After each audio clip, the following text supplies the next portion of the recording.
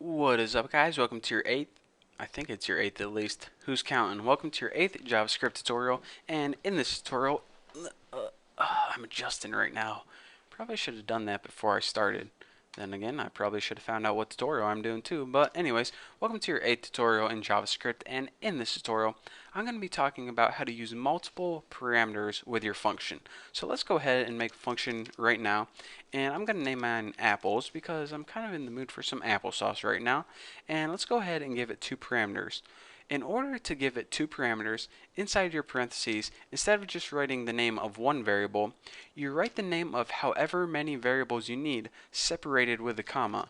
So if you have two variables, you separate them with one comma. So I have a variable called 1, and I have a variable called 2. Now inside the body of my function, let's go ahead and use both of those variables.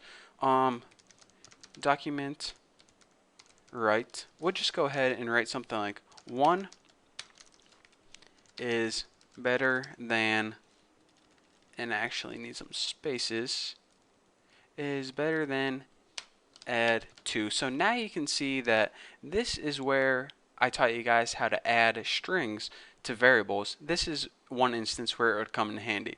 And another cool thing that I didn't teach you guys yet, but anytime you add a string of a HTML tag or XHTML tag, it actually will treat that not as text, but actually treat that as the tag itself. So whenever it comes across this right here, it's actually going to break, aka move you to the next line. So that's a neat little trick that you guys might want to remember.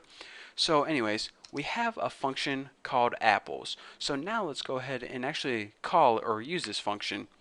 And in order to call a function, you just go ahead and type the function name anywhere in your program, and then you write what other information that it needs. So this function, we already know it needs two pieces of information. So let's give it two pieces of information.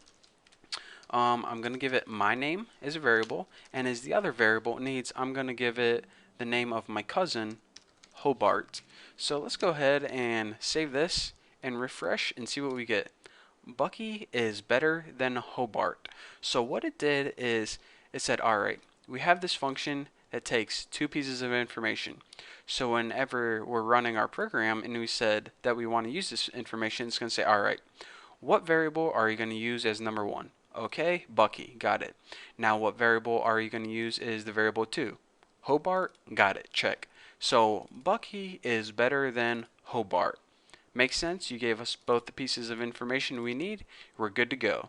So we can also call this function multiple times, and it, runs the same exact way. So let me think of some bands. Counting Crows is better than, I don't know, Bieber. And let's go ahead and write like a Strawberry is better than coconut. By the way, guys, nice little piece of information. I absolutely hate coconuts. I can't stand the smell of it. I can't stand the sight of it. I can't even wash my hair with coconut shampoo. It makes me gag. So if I ever see you, walking down the street and you have coconuts, then don't be discouraged that I don't talk to you. It's not you, it's the coconuts.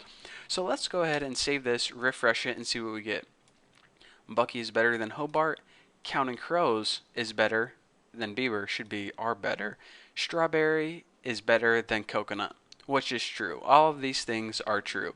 So anyways, back to our program. What it did is it substituted the first one for 1 and the second one for 2, and then inside our function it just substituted those variables for whatever we had out here. And again, these are called the parameters, and whenever we're giving this information or substituting it, it's called passing information into your parameters. So again, if you're watching these tutorials because you were taking a JavaScript class at school and you couldn't understand your teacher, that's the questions that they're going to ask on the test, and that's the information that you need to know.